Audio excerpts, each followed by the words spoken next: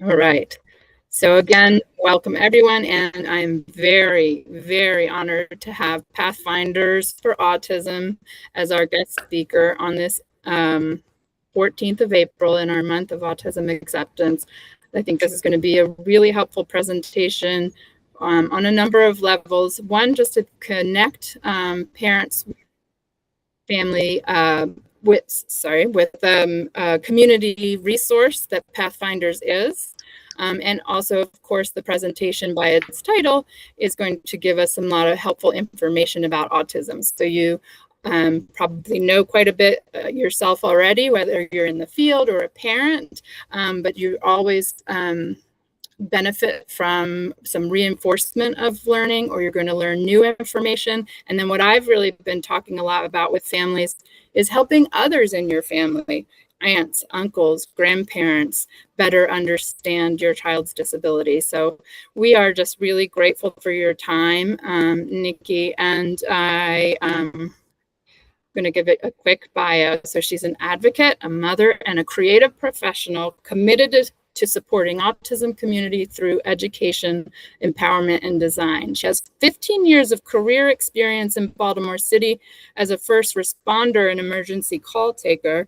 As a parent of an autistic son, Nikki brings both personal experience and a passionate voice to her advocacy work, helping families navigate challenges, access resources, and feel seen within the broader community. And she's going to share a lot about how her organization does this as well. And so I am going to let you take over, and I am, like I said, so grateful to have you here with us today, Nikki Harris. Awesome. Thank you very, very much. I'm going to go in and start sharing slides. Okay.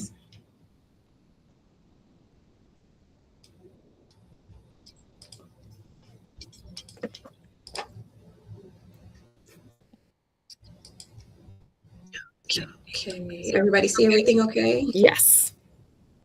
Awesome. Okay. So I am Nikki Harris. I am the Resource Center Director here at Pathfinders, and we are going to talk about Autism 101. This is not a clinical training. I always like to start with that. This is not clinical. It is everyday tips and strategies about interacting, engaging, and how to support our loved ones that are autistic.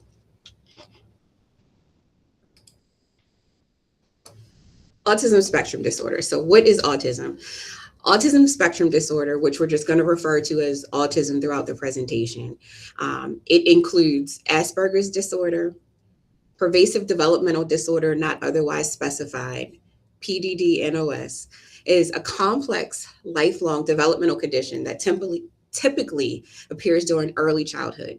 It can impact individuals' social skills, their communication, relationships, and their ability to self-regulate. And I know as soon as I say it's not clinical, I come jumping in with all these clinical terms, but I just need to put that out there. So currently, statistics are showing 1 in 31 children in the United States have been identified with ASD or autism. That includes 1 in 38 children in Maryland, 1 in 24 boys in Maryland, 1 in 93 girls in Maryland. So looking at those numbers, we already see that it's 3.8 times more common in boys than girls. And that also can be contributed to girls are often underdiagnosed. Girls are really good at masking symptoms. They're able to mimic their peers' behaviors, and they're also able to hide like confusion in social settings very well. So while there is no single known cause of autism, early diagnosis definitely helps a person receive the supports that they're going to need to live a full life. Oh, I'm skipping. Sorry, scrolling too fast. So some of those treatments and therapies, like we said, early intervention, physical, occupational, speech therapy, some behavior interventions, medications, special diets. And some individuals will need supports and services for their entire lives. So if you've been a part of the community for a while, you probably have heard or will soon hear that once you meet one person with autism, you've met one person with autism, and that's why it's known as the spectrum. So as we were developing this curriculum, the organization was actually following a mother in the community on Facebook, and she was sharing a lot of her ER and hospital experiences with her son. So we did receive her permission. She's given us permission to use this video of them just to share with you for discussion purposes. So this video is going to introduce you to Dev.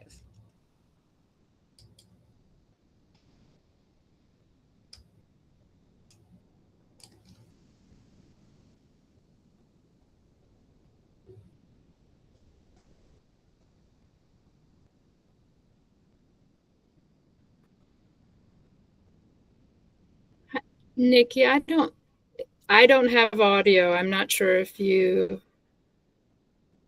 Okay, let me see. Hold on.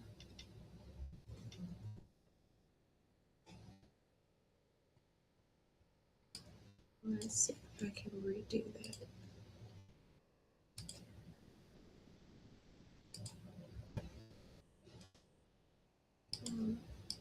Yep, the audio tab is open. Okay, let me try one more time. Also share audio. Fingers crossed. All right. Let's redo. Make sure this is up on the volume. Okay. No, There's still no sound. Yes, there is. say hi.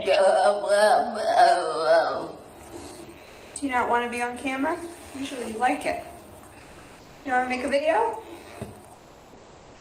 What? There's your happy face. Mommy. Where you going? Wait. Okay, awesome. So I know that that was only a 20-second video, but as you can see, Dev is nonverbal. That's probably not typical behavior for a teenager. I think in this video, he was about 16 or 17. And then he had a fidget toy. So this next video is also an autistic individual. This video is of Grant.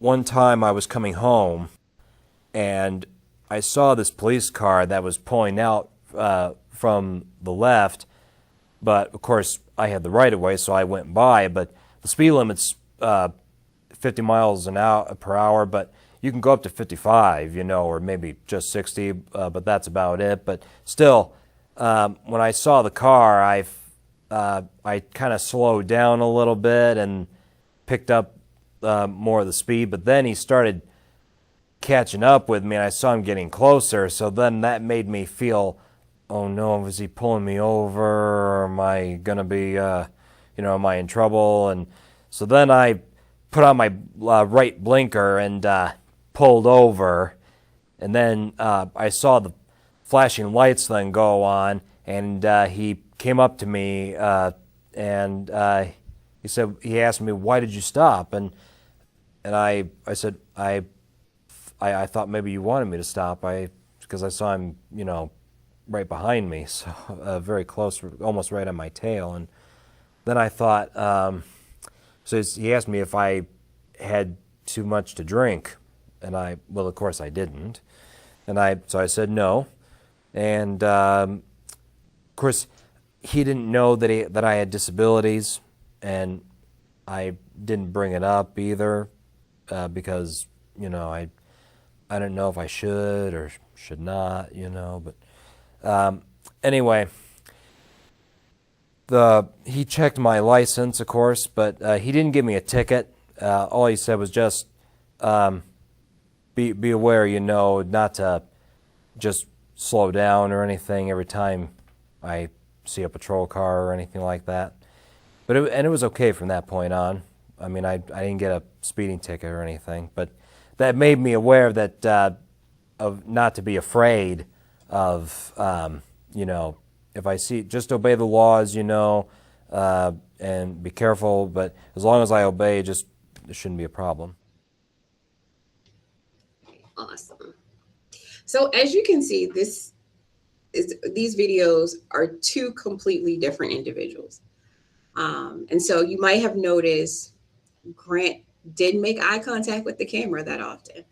And so just think about how often we're taught that making eye contact is a sign of respect. He probably didn't make eye contact with the officer either. The sight of a marked car, it increased his anxiety almost instantly. And so he even mentioned he didn't tell the officer that he had a disability. So these are all things that we think about, and we also encourage individuals to share your disability because it may make that interaction go smoother. So again, it was just giving you the idea of autism does not have a look, and I'm pretty sure many of you as parents know that already. But you may only interact with your loved one or your child that you're raising. So this just gives you an idea that it truly is indeed a spectrum. So up until 2013, autism was diagnosed using several different labels. As we discussed earlier, Asperger's syndrome, PDD, NOS, and classic autism. And so the problem with a lot of these labels is that people with very similar strengths or even challenges were given very different diagnoses. So that can be very difficult and confusing for parents, for school systems when you're trying to get services. So what has been done now at this point is all of these diagnoses have been combined into one diagnosis, which is autism spectrum disorder. So instead of separate labels, the DSM-5 now focuses on how much support an individual needs and instead of what category they fit into.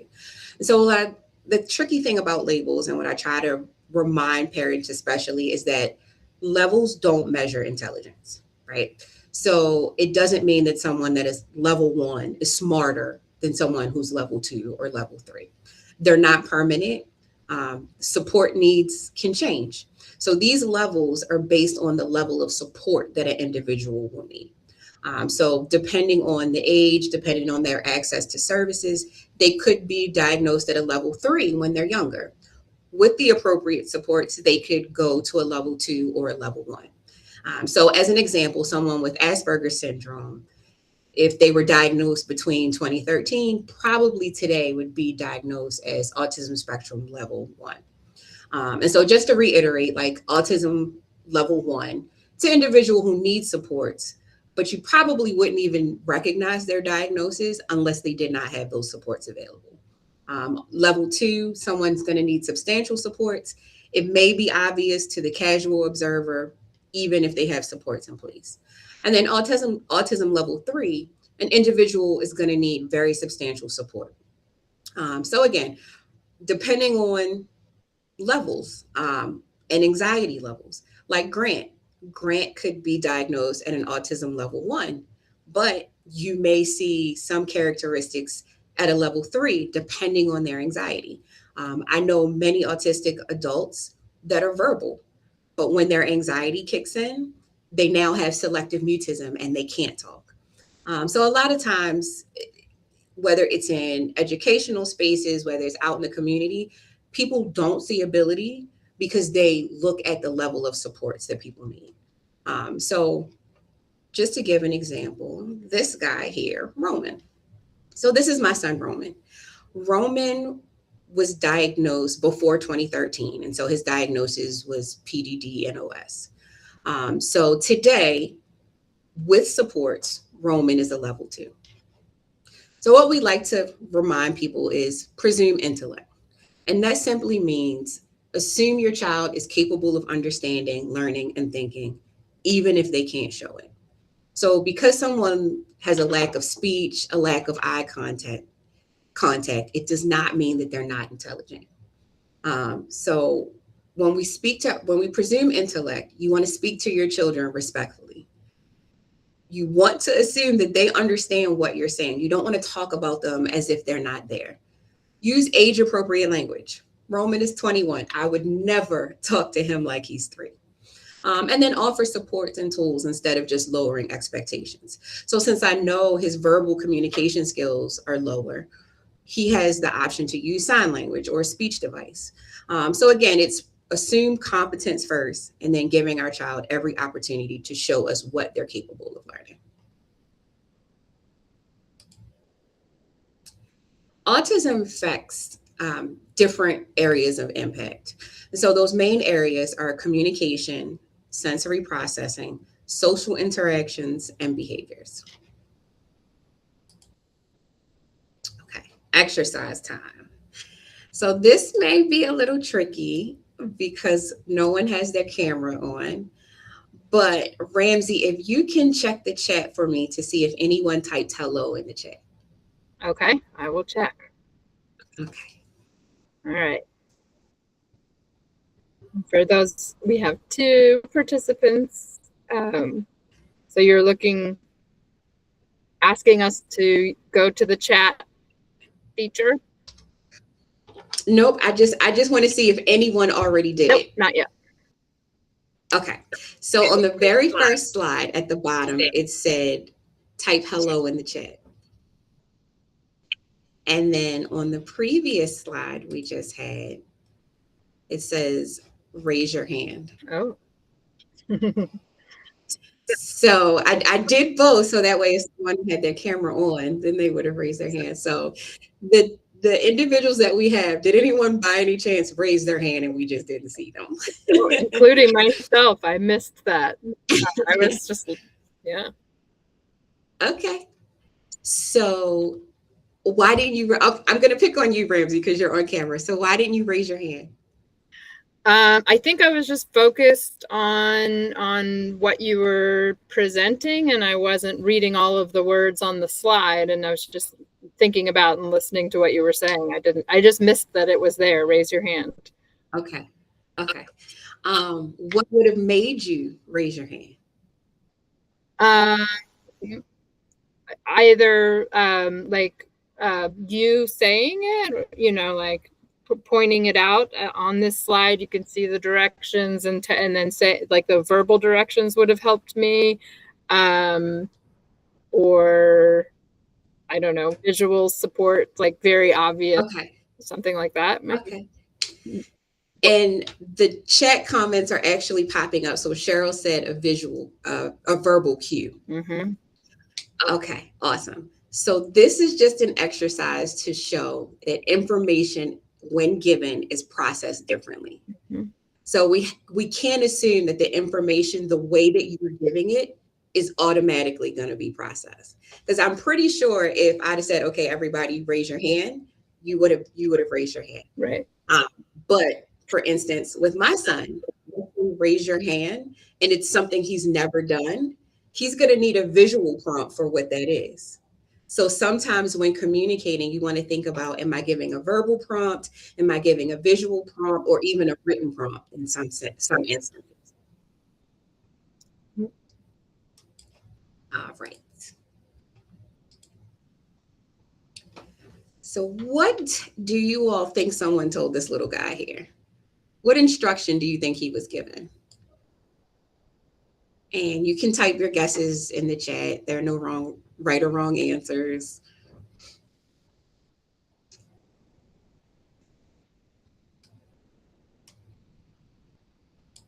Okay. I see. Cheryl said, put the chair somewhere else. Okay. Mm-hmm.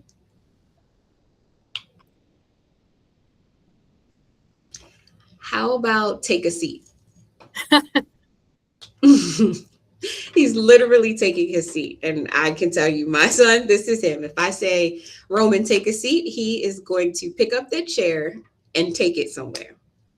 So one thing about communication is when engaging with our loved ones, our autistic loved ones, it should be clear. I'm going to go as far as to say communication in general should be clear. You don't want to use phrases that can be misinterpreted. So instead of take your seat, how about sit down? Sit down in the chair. Sarcasm. Autistic individuals think literally. So sarcasm is a very difficult concept to understand. Sarcasm is literally saying the opposite of what you mean and expecting someone to know that what you said isn't what you mean, but you mean something else. So that's an example of language that can easily be misinterpreted. So receptive and expressive language, understanding the difference between those two are very important when it comes to communication. So receptive language is how your child understands words. So sit down, grab your coat. Those are all commands that they can understand. Expressive language is how they share their thoughts or needs. For instance, and I'll refer back to my son because obviously that's where all of my experience comes from.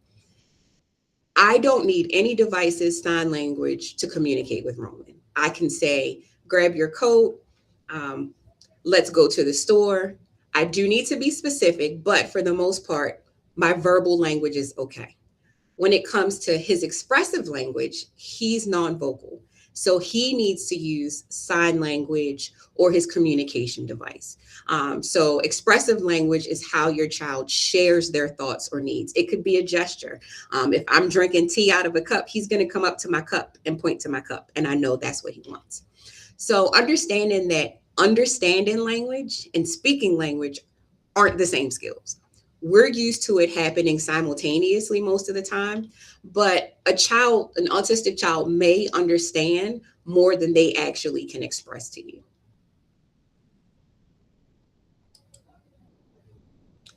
So with communication, you have to remember that it can be verbal and nonverbal communication.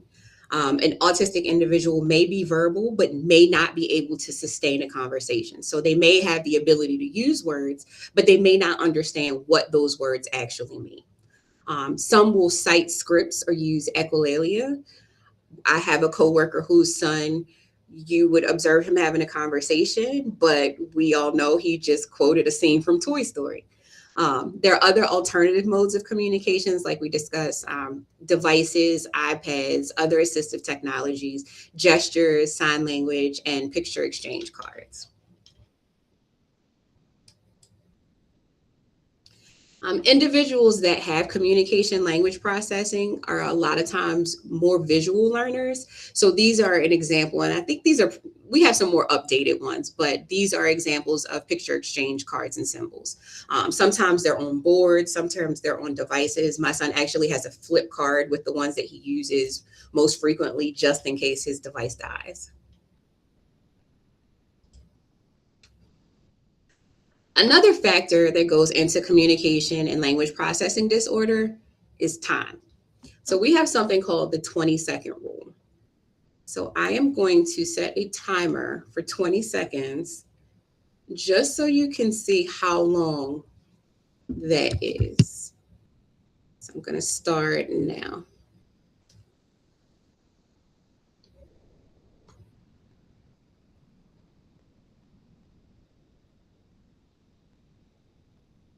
That's 10.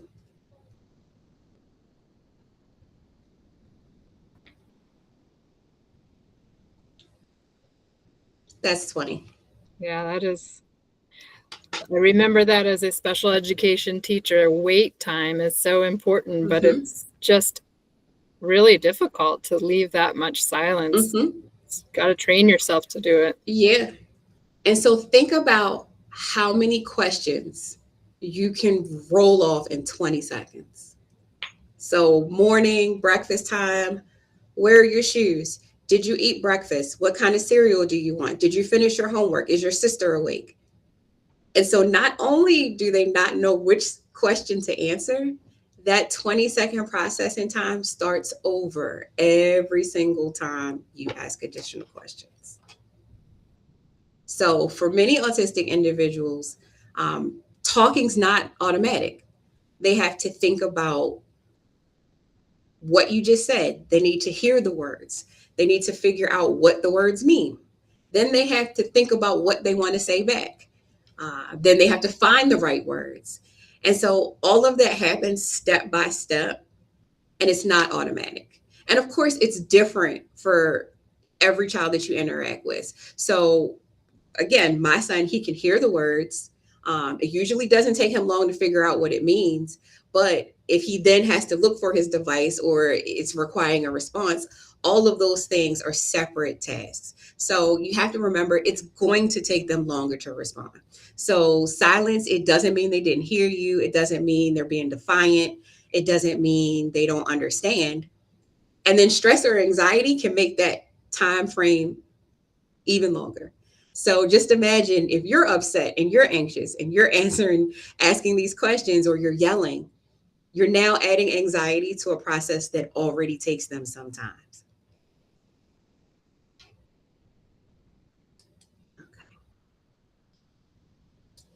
So when interacting with a person with autism, what usually happens is, and Grant explained it perfectly himself, is when your anxiety goes up, you're not feeling safe, you're trying to figure out what's happening, your ability to process all of the information that you receive then goes down.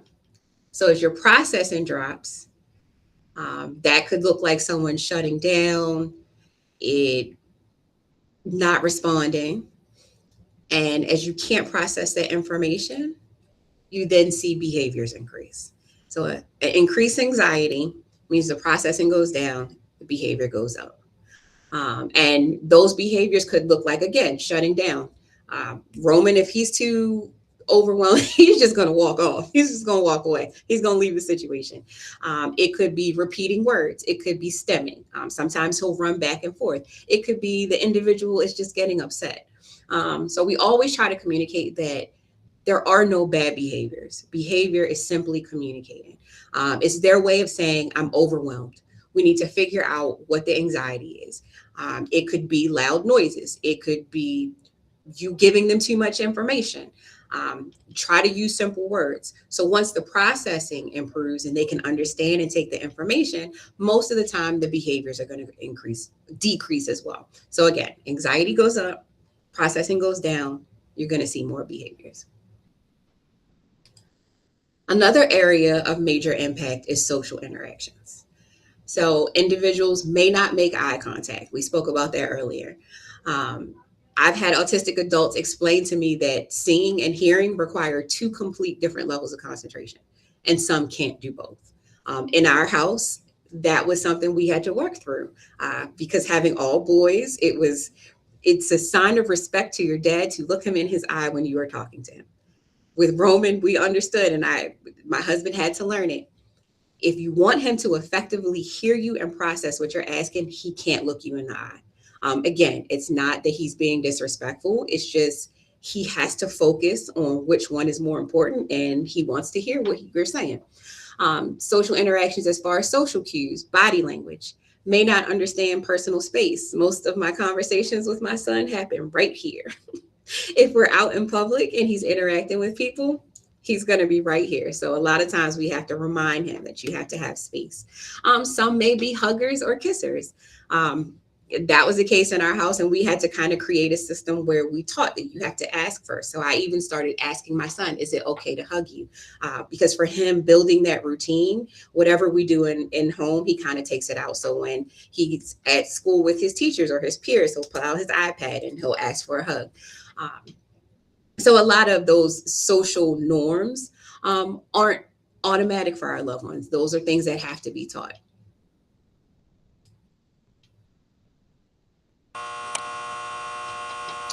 Another area that is affected is sensory processing. So sensory processing is how the brain understands sounds, light, touch, smells, movement, and your body awareness. For some kids, the things that we perceive as everyday amounts of lights or sounds can be too loud. It can be too bright. It can be too overwhelming. So they might cover their ears. They don't want you to touch them. The tags in our clothes can sometimes cause pain. And again, they're not behavior problems. They're a sign that the brain is trying to figure out its surroundings and trying to feel safe. And so that last noise that okay, I can't. Trying to get rid of this sound because I know it's a lot. So this, just to give an example, this is what it sounds like to us when neon lights are about to blow, like the bulb itself. But I learned that my son can hear this sound all the time. And that's just how heightened his hearing is. And I'm pretty sure this sound is annoying to us. So just imagine being in a classroom full of these neon lights. So that's just kind of just a reminder of some of the sensory processing issues our kiddos can have. Okay, so we're going to get past that slide. Sensory friendly. So what we ended up doing in our home was we built a sensory room. So it took care of all of Roman's sensory needs. So there were colors, there were lights that we can dim, there were walls that he could kind of lay on the floor and hit his head into. And so the word sensory friendly has kind of become a buzzword, because the reality is we can't make the world sensory friendly because it looks different for everyone. So for someone that might like white noise, someone may not like those noises. And so I think the idea is focusing on the things that you can make practical and efficient. So if you're out somewhere and you can't dim the lights, keep some sunglasses. We have a little bag that we actually carry when we go out. So it has sunglasses, it has headphones, it has gum, it has fidgets. So these are all tools that can help him self-regulate when he is in an environment that's too overwhelming for him. Behaviors, we touched again on behaviors. All behaviors should be seen as communication. There are no such thing as bad behaviors. Children with autism often show like stress and confusion through their behavior, because as we discussed, words are hard some days. Having the ability to get those words out, understanding the meaning. And that's just if your child is verbal or vocal. So if they're nonverbal, their behavior is going to show what it is that they're having difficulties communicating. Another thing that I always stress is rule out pain. It could be a headache, a stomach ache. They could be in sensory overload. Just think about it. If you don't have the ability to describe being nauseous, nauseous is a really complicated word for us. My son would use his iPad and say his stomach was swimming. So that's how we knew when he had an upset stomach. Consider anxiety. The change in the routines are also very, very impactful.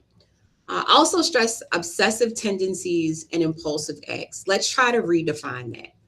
So repetitive behaviors can sometimes be used as self-soothing or coping mechanisms. So Roman would repeat the same movies over and over again. When he would go wash his hands, he understands the routine of it. So he would simply repeat the things that he knows to do, because that, believe it or not, calms his anxiety. So just remember that behaviors are our loved ones simply just signaling to us something is wrong and I need help and I'm trying to figure it out. Crisis. Real or perceived? So a crisis, by definition, is a situation that reduces a person's ability to cope. Just because you don't think it's a crisis doesn't mean it's not a crisis. A dead iPad or cell phone in my house is a crisis. So I have a charger, he has a charger, we have a charger in almost every vehicle, in every bag. Because the situation is crisis level because that's what he's experiencing. Not only is it his self-regulating tool where he can watch the movies he knows over and over, it's also his communication device. Just imagine being in a space where you can't communicate. Roman can have a meltdown if it's Sunday and Chick-fil-A is closed and we have not actively shown him that on the calendar. So again, just think about what the individual, your loved one, would perceive as a crisis. So some contributors to the crisis, again, the weight, noise, a break or change in a routine, just being confused, not knowing what's happening, trauma, a change in medication. We have plenty of experiences in the ER where the ER may not have the same form of medication. So he's used to taking pills. The ER only has liquid. That's a change in the routine. He's confused. He doesn't know what's going on. And that's a change in medication. All of that is going to add to his anxiety and his behaviors. So when providing assistance to our loved ones, Minimize sensory overload as best as you can. So again, fluorescent lights, equipment noises, carrying some of those tools that we talked about, the headphones, sunglasses, being alert to signs of increased frustration, eliminating the source if possible. It's a wait. A lot of times we'll get a memo from our doctors. The appointment is at 11:30. If you know they are not going to see your loved one until 11:45, I wouldn't suggest getting there 15 minutes early. So these are all just practical things that you can kind of implement in your day to decrease that level of frustration. Avoid stopping the repetitive behaviors or stemming if there's no risk of injury. My son rocks, he hums. The rocking and humming is much better than the running back and forth or the sensory seeking that can cause injury. So sometimes, I encourage parents, pick your battles. It's as simple as that. It might be a little bit noisy, but allowing them to self-regulate in whatever mechanism they find generally is better than the sensory overload and all of the things that can happen because of that. So I know that was a lot of information again. So the things that I always try to stress to remember, if there's anything you take away from this information, is the 20-second rule is very important. Remember giving time to allow the information that you're giving to be processed and then to respond to it. Clear communication. Remember, sit down, not take a seat. I would even say sit down in a chair, be as specific as possible. The more the anxiety increases, the processing is going to go down and you're going to see behaviors. Anxiety up, processing down, behaviors up. Remember, there's more than one way to present information. So whether it's writing it down, visual cues, verbal cues. Minimize sensory distractions. That can be difficult because, again, the world is not sensory friendly, but just be aware of those things in the environment that can affect those things. Behavior is communication. Remember, behavior is communication. I cannot stress that enough. And be flexible. As parents, I will also add, show yourself grace. You learn as you go, and you cannot, if you don't know what you don't know. So definitely show yourself grace. We can actually go to questions if anyone has them. I do have a few slides just about PFA as an organization and some of the resources that we have. So you can just kind of let me know how you guys want to go from here. Okay, well, PFA or Pathfinders for Autism I'm not sure how familiar everyone here is. So, okay. But so I would love for you to share those slides, but let's take a pause here and see if anybody wants to unmute and ask questions, any takeaways or either aha or a question mark to any of this. Please feel free.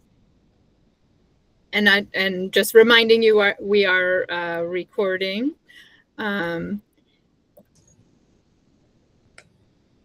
Okay.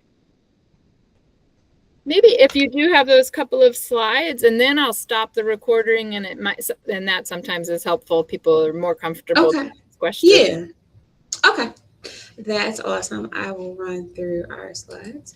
So Pathfinders for Autism, we have been around doing this work for 25 years now. We were started by a group of parents that were simply struggling to find resources for their loved ones. Our mission is simple: to improve the lives of individuals with autism and the people that care for them. And we accomplish this through a variety of programs, services. All are free of charge for families. I started out as a parent calling the resource line, looking for resources before I started working here, and I have been here currently for 4 years. So the major focus of our organization are resources, training, workshops, and webinars, and recreational or family fun events. So our resource center is the pillar, again, of our organization. We have a robust website that has a provider directory. As many of you parents know, it is very difficult finding a dentist, a barber, a psychiatrist that not only are experts in their field, but are also familiar with having patients with autism. So this provider database has about 5,000 different providers in it. We have about 52 different categories. We don't prefer or refer individuals, but all of them have expressed that this is the population they work for. We've had families, community members that, again, know how difficult it is finding a good dentist, so they can go and they can add that information so that families, when looking for providers, it's kind of localized. It's not just a giant Google search. We also have these PFA tip articles that are written by professionals. They are one to 2 pages max, front and back, written in very simple terms. We don't want you to have to be a rocket scientist to understand the information. It covers anything from swim safety, financial things, all of those acronyms you need for service planning meetings, IEP meetings, behavior strategies, Social Security, ABLE accounts, all of those things. And we have hundreds of these articles. Whenever we do resource fairs, these are the articles that we bring out to the community. Our workshop and webinars are usually a reflection of some of those PFA tip articles that we have. So the same way I'm doing a presentation here, we may have an ABA therapist that does a webinar on meltdowns. We'll have police officers and our program director, Shelly, they'll do a wandering and elopement video. So it's the professionals that help us write these articles talking about subject matters that all of us have to deal with: potty training, behavior management, things like that. And it's in a forum like this. It's a live meeting. Again, we try to ask that, just for identifying purposes, you don't include personal information, but for general questions and things like that, you can get those questions answered. We also do mock traffic stops. These are 2. We have one coming this Thursday in Hagerstown, and then we have one in May at Ballinger Creek District Park. And so we actually partner with law enforcement throughout the state, and we do a mock traffic stop. And we do this for autistic drivers as well as passengers. You can come and actually go through the process of being pulled over by a police officer. It is a beautiful opportunity for our community to meet with and engage with law enforcement before a crisis happens. So we have kids that get in and out of police cars. We have individuals that come that are terrified of police. And we want to have that engagement, but it's also an amazing training opportunity for law enforcement to see that when you meet one person with autism, you're meeting one, that it is indeed a spectrum. And it gives them an opportunity to engage in the community with our community members. And then my favorite are the free family fun events. So these are events that we host and cover for families. So we can buy out the aquarium, science center. If anyone has been to the aquarium lately, it's $50 a ticket. So if you have a family of 4, that's $200, and you may get there and your loved one decides after 5 minutes, I'm leaving. There is not a re-entry that is allowed. And so that's just lost. And so that makes parents and families hesitant to try new experiences. Also, sometimes outside is not nice. Sometimes people are going to look. People are going to be judgy. This is a family-friendly environment. It's a judgment-free zone. All behavior expressions are welcome, and you are going to get to meet other community members. In addition to, if you come in and you last 5 minutes, it's fine. If you need to go out, self-regulate, have a moment, come back in, you can do that on our night. And if you last for 5 minutes, fine. We have one family came, made it 5 minutes. The next year, they were putting them out at closing. So it is a great opportunity to meet other families, engage, and really build those social opportunities for our loved ones. And it's good perspective. You get to see that you're not alone, and the entire family can register and come for free. The only thing that kind of inhibits that sometimes is obviously numbers. If we have 5,000 people that register for the aquarium can only hold like 3, so everybody can't come. So we do lotteries, and we've done baseball games. We have free family swim events and much more. And all this information, in order to register for anything, is on our website. All of the articles are filed on our website. Everything is PDF ready to print or share as need be. And again, all of these resources are free for families. It's so great. And this is my information. If you ever need to call, the helpline is my direct line. And again, it's a helpline. It's not a crisis line. And because we don't do like direct support services. So if there are certain things that you're looking for, you can always shoot me an email and I will filter research and send that information out to you. So that's my email address and telephone number. And that is all I have. I'm available. That is great. I'm going to go ahead and stop recording. But I am really glad you added those slides because it is such a treasure trove, especially those fun events. I love that Pathfinders does that. All right, stop recording. There we go. Oh, so many.